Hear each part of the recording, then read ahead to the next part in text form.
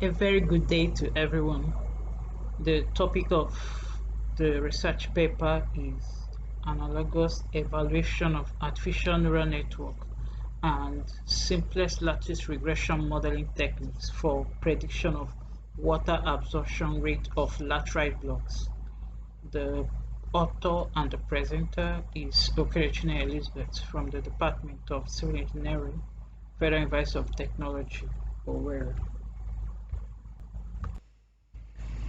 By way of introduction, blocks can be generally described as solid mass. They are masonry units used in construction, but they are predominantly used as walling units in our construction works. And they are very important because they fill up the structural frames and they also provide lateral stability to our structures. There are different types of materials that can be used in this block production, and they range from cement, river sand, laterite, clay, water admixtures, and the type of material determines the type of blocks produced. In other words, the type of blocks is dependent on the nature of materials that was used in the production. And so we have different types of blocks, like the concrete blocks, the clay bricks, laterite, soilcrete. The choice of laterite depends largely on availability and affordability, considering the increasing rise in the cost of river sand, which is predominantly used. Now, literature has outlined some advantages of laterite blocks, which make them more enduring, and these include thermal insulating and water resistant properties, relatively low degree of porosity, natural beauty, and even resistance to termites, bacteria, and fungi.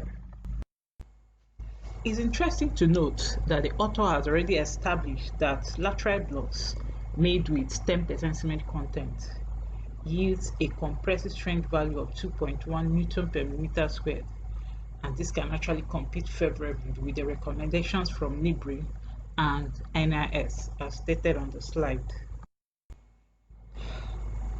Blocks belong to the same family as concrete, and both of them are expected to share similar properties. Now, the major properties of concrete and by extension blocks are strength and durability. Now we are just considering water absorption as a property of block, which can also be used as a yardstick for measuring its durability. Now, to obtain the desired water absorption rate of blocks, a right proportioning of the constituent materials should be adopted. Takes us to what we call mixed proportion.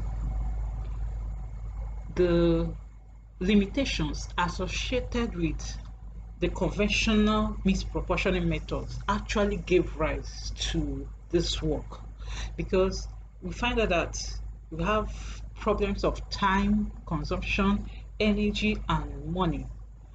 And some other times, the arbitrary choice of mixed proportion by some local block producers poses some other problems that could lead to structural failures.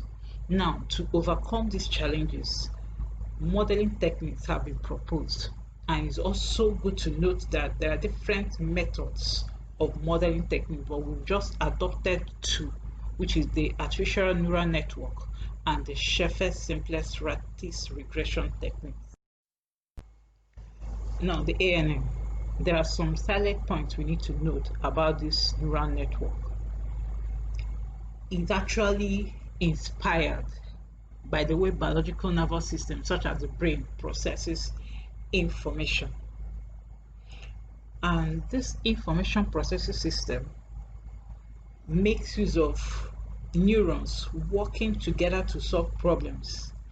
And we also need to note that ANN learn by example, just like human beings, and the networks are trained with specific inputs that lead to desired outcomes. The Scheffe Simplex Lattice Regression modeling technique, as the name implies, is based on the simplex lattice design. And the simplex lattice design can be described as a structural representation of lines joining the atoms of a mixture.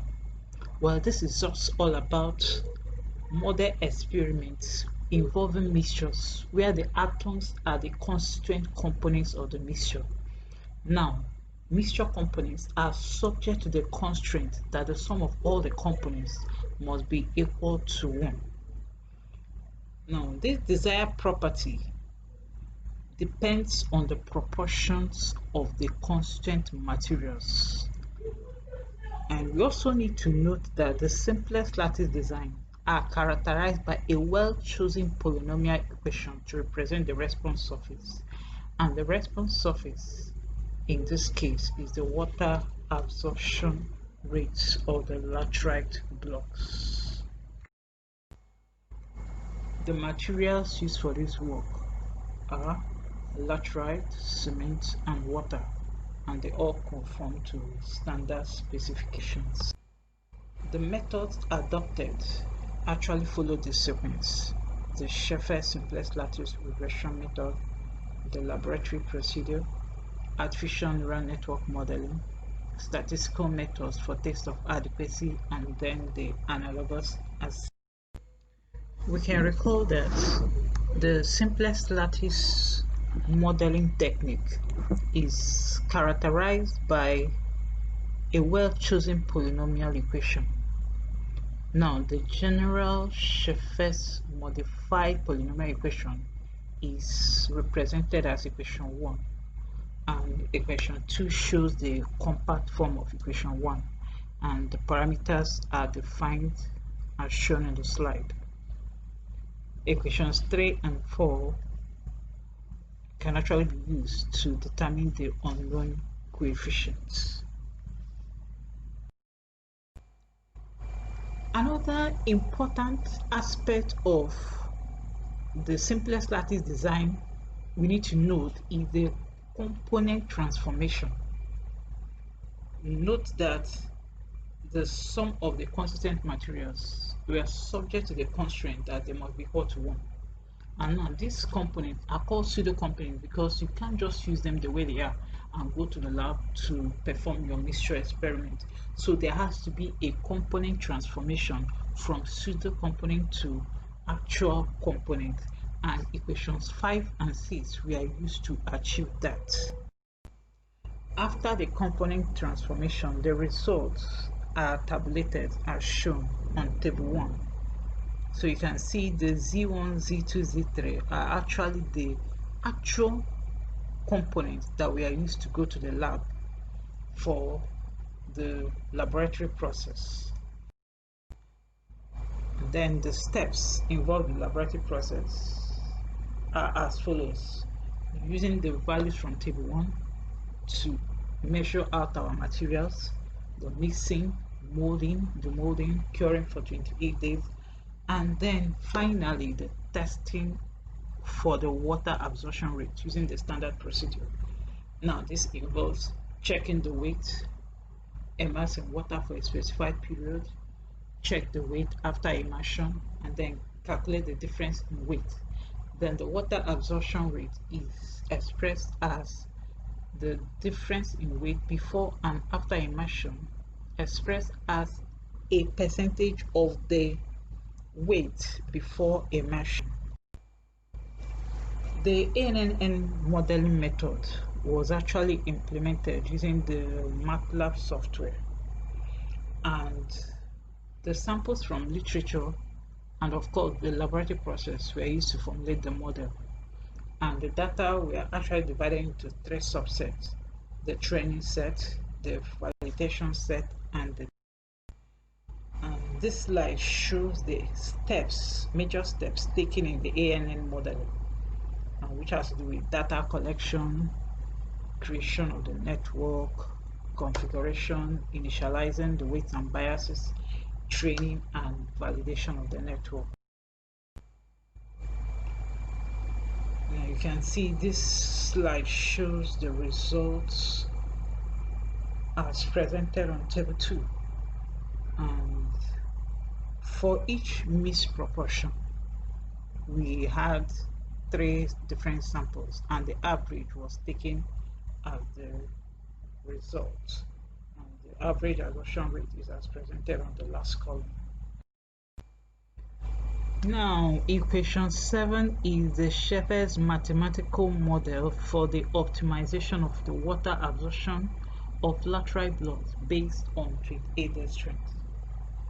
So this equation was actually produced from the general polynomial equation, and we did a kind of substitution using the coefficients and finally arrived at this. Now, in order to check our model equation for effectiveness, we need to carry out a test of adequacy on the model equation, and we decided to use the Fisher test statistics to do this. And this table shows the Fisher test computations for the model, and the results slide, which shows that from the standard Fisher table, the value we got is actually higher than the calculated value. This shows that the regression equation is. Now, the result from the ANM is as presented on this slide, but better summarized the following table. Well, we had different architectures, but we had to choose the best trend network. And the summary of the best trained artificial neural network architecture, or the model data for the 28-day water absorption of laterite blocks, is summarized on table 4. And we can see the transfer function, the network architecture, as well as the training data. We also need to note that this model has already been developed and tested for adequacy using the Fisher test by the author's previous work with other researchers. This takes us to the comparative analysis of the results predicted by the 2 modeling techniques. So table 5 shows the results from the lab, from Scheffe's model and ANN model. So you can see the difference between the 2 results. In fact, the values are really close, and the percentage difference ranges from 0.0 to 8.66, which is trivial. So this analysis shows that both models are adequate and effective in predictions. Now, we also need to note some points deduced from this research and other researchers, but you can take your time to go through this after the presentation. In conclusion, ANN and Simplex Lattice Regression modeling techniques were used for the prediction of water absorption rate of laterite blocks. Both modeling techniques proved satisfactory. A comparative analysis was made on the results of the predictions from the 2 modeling techniques, and an evaluation of the predicted results from Scheffe's regression model and ANN model gave percentage difference ranging from 0.0 to 8.66%, which is trivial. This shows that both models are adequate and effective in predictions. Thank you for watching and listening.